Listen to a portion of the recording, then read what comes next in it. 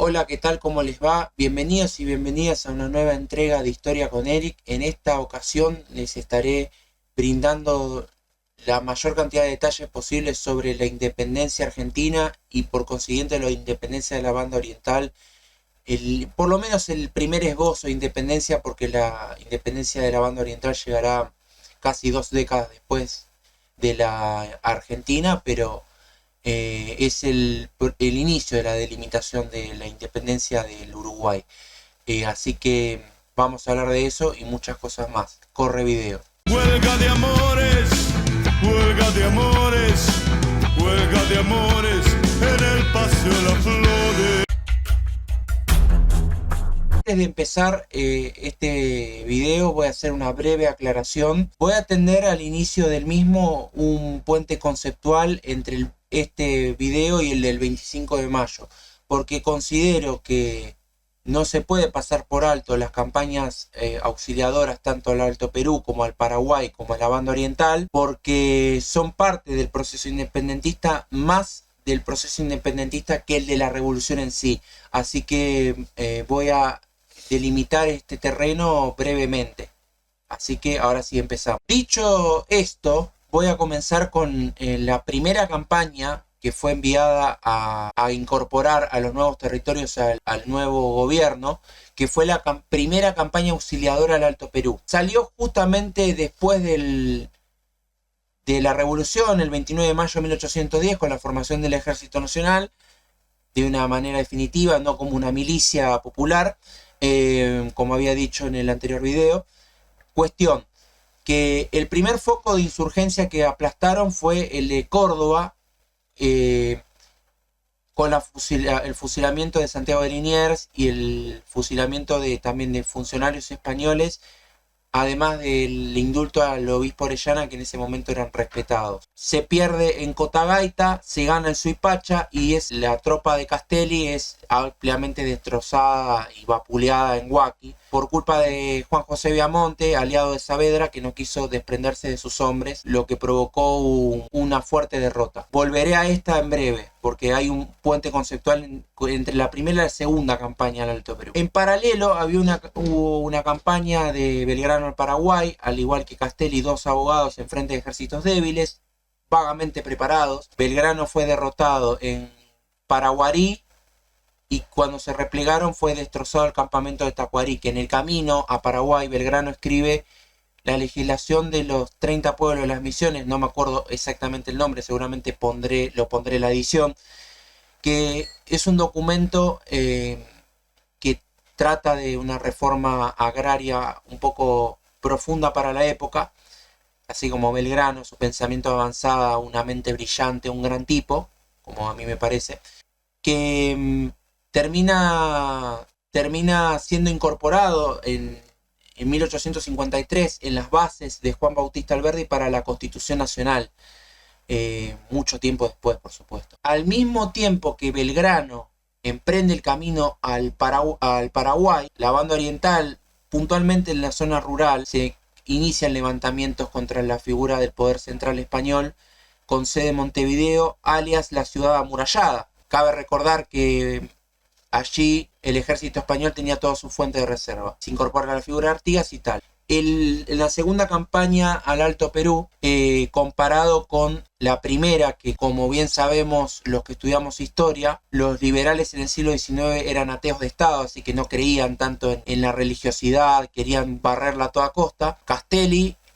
fue insurgente con el clero, básicamente, fue muy anticlerical, y esa figura fue recuperada por Belgrano en esa segunda campaña auxiliadora al Alto Perú. Gana en Tucumán y Salta y pierde en Vilcapugio de Ayohuma. Esa campaña dura desde 1812 hasta 1814, y la última, la más ignorada de todas, porque estábamos distraídos con la conformación del directorio y el proceso de independencia, fue aquella que Rondó pierde en la icónica batalla de esa expedición en Sipe-Sipe, que nadie se acuerda de ella, por lo cual no hablaré de eso. Así que ahora sí vamos con el primer tópico de la jornada. Ahora bien, ¿cómo estaba conformado aquella endeble estructura política de los primeros 10 años de la que hoy llamamos Argentina? Entre 1810 y 1815 hubo diferentes formas de gobierno: la primera junta, la junta grande, los dos triunviratos, la asamblea, el directorio. El directorio fue, dentro de los que mencioné, la forma de gobierno que más tiempo duró en todo ese proceso. Cabe recalcar que el primer triunvirato fue derrocado por una asonada provocada por San Martín y Monteagudo en aquellos albores de la logia Lautaro en Argentina, que terminaron por derribar a Rivadavia como secretario de Gobierno y Marina, implantar un segundo triunvirato, cuya única figura de la revolución que se repetía en todos los planteles era Juan José Paso, como Felipe Piña diría, el infaltable, básicamente.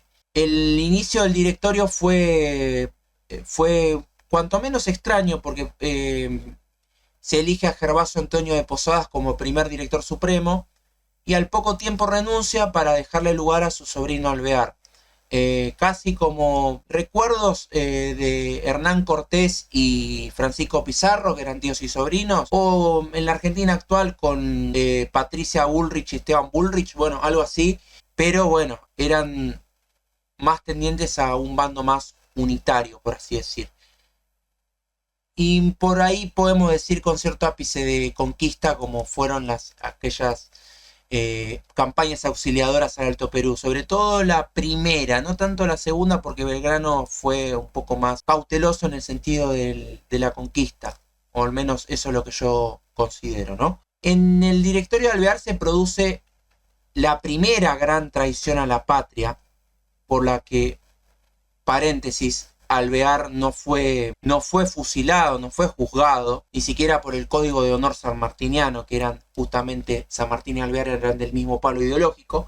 Se procede en un viaje diplomático elegido por Belgrano como un mal menor para escapar a un juicio por incompetencia después de las derrotas en Vilcapugio y Ayohuma, cuando le entrega el mando a San Martín en la posta de Yatasto en 1814. Decide irse a un viaje de representación diplomática de las Provincias Unidas para buscar apoyo diplomático, en el cual se envía un documento firmado por Manuel José García que proponía entregar a las Provincias Unidas en protectorado para subordinar el pueblo argentino, cito, a la buena generosidad del pueblo inglés. Por supuesto que ese tratado fue desechado, fue completamente bastardeado por las provincias argentinas y terminó provocando la dimisión de Alvear, no sin antes revelarle al embajador español en Río de Janeiro posiciones exactas de todas las guarniciones del ejército del norte que estaban en ese momento en la tercera campaña. Y ahora sí vamos con el proceso revolucionario, el proceso independentista en serio. Bueno, ¿se acuerdan que les mencioné que Belgrano intentó legislar una reforma agraria en su expedición al Paraguay? Bueno, esto va a ser retomado por Artigas, quien previamente había mandado diputados a la Asamblea del año 13, que fueron rechazados por el comandante de aquella asamblea, Carlos María Alvear, quien también le puso 6.000 pesos de precio a su cabeza, como dicen en su versión en vivo de Adón José, el dueto de folclore uruguayo Larbanoa Carrero. Esa reforma agraria será retomada por Artigas en el Congreso de los Pueblos Libres, que va a terminar dictaminando la independencia definitiva de España un 29 de junio de 1815, adelantándose aproximadamente 370, 380 días a la declaración de independencia de lo que hoy conocemos como Argentina. En ese tratado estaban presentes la Banda Oriental, Santa Fe, Entre Ríos, Corrientes y por un breve tiempo Córdoba, que se termina pasando al bando de Buenos Aires, ¿no?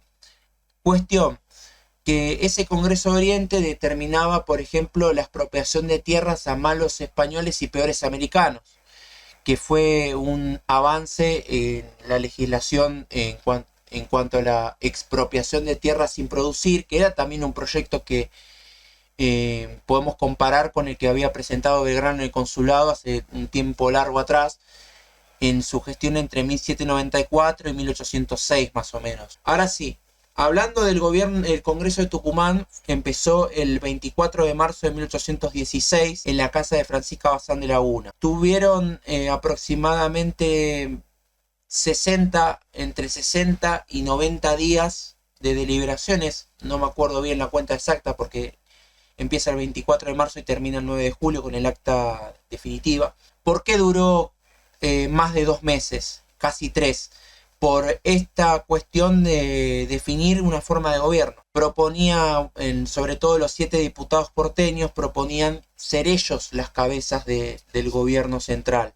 A lo que Belgrano decide responder osadamente, sobre todo porque no le cabía ni un pelo la actitud soberbia de Buenos Aires, de imponer una monarquía incaica al mando de Juan Bautista Condorcanqui, alias el hermano de Tupac Amaru, que terminó siendo un debate muy extenso y muy carente de sentido y muy etnocentrista, porque, por ejemplo, como cabeza resonante de aquella patriada individual de los porteños estaba Tomás Manuel de Anchorena, quien a priori será dirigente importante de la Sociedad Popular Restauradora, quien denostó vagamente al hermano de Tupac Amaru diciendo que iban a ser una monarquía de hojotas y chocolates, una monarquía de patas sucias, todos adjetivos calificativos propios de un porteño recalcitrante como eran las familias, primero de contrabandistas y después de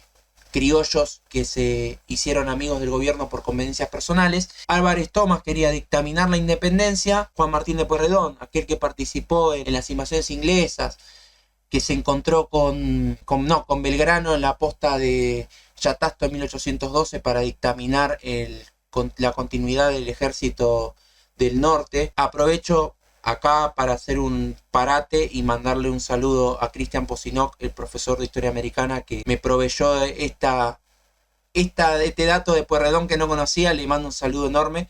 Pueyrredón va a Buenos Aires a asumir el cargo de director supremo y él es el que dice: listo muchachos, acá tenemos que declarar la independencia sea como sea.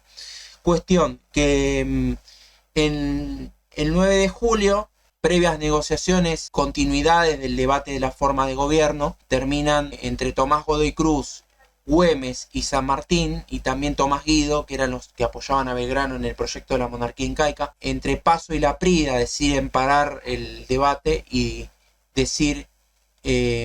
declarar la independencia, pero faltaba una pieza fundamental que va a ser agregada por los diputados enviados por San Martín, como Tomás Guido y Tomás Godoy Cruz, sobre todo Godoy Cruz, que dice: nos declaramos independientes de toda dominación extranjera de Fernando VII, sus sucesores y metrópoli. Más o menos podemos decir que éramos independientes porque teníamos que seguir subordinados económicamente a otras potencias por el hecho de que España nos dejó una situación económica muy endeble y estábamos en guerra contra ellos, por lo que teníamos una economía deficitaria, por lo que debíamos depender de otras potencias extranjeras. Y ahora voy a eso porque en el próximo tópico voy a hablar un poco de a quiénes nos quería vender Juan Martín de Pueyrredón. Paralelamente a esta discusión sobre la independencia extensa y monótona en cierto punto, se prepara el cruce de los Andes. San Martín, que ya había vencido en San Lorenzo, ya había llegado en la fragata inglesa George Canning, ya había tomado la posta del ejército del norte, agarrando la hueste que había dejado Rondó en Sipe, además de las tropas que le habían quedado a Belgrano. Se emprende el cruce de los Andes y la famosa liberación de Chile y Perú, que si quieren lo voy anotando para próximos videos porque el cruce de los Andes es un temón para hablar. Ahora bien, nos pensábamos que íbamos a ser libres, ¿no? Fue un gravísimo error creer que íbamos a ser libres, porque ante la situación económica que mencioné antes, deficitaria, endeble y problemática en muchos aspectos, el debate era a quién nos íbamos a subastar, a quién íbamos a confiarle nuestra economía, o ¿a quién íbamos a pedirle plata para seguir adelante con el proceso revolucionario que ya a esta altura estaba recontra desdibujado? Porque el proceso que soñaron Castelli, Moreno y Belgrano ya se tiñó completamente de un unitarismo, un centralismo descarnado que no tenían razón de ser, y terminaron, por ejemplo, trasladando el Congreso a Buenos Aires en 1819 como una última maniobra de Pueyrredón para sobrevivir en el cargo, que dicho sea de paso, Pueyrredón fue el que más tiempo sobrevivió en el cargo del directorio, porque todos los otros directores supremos no duraban un año entre ellos.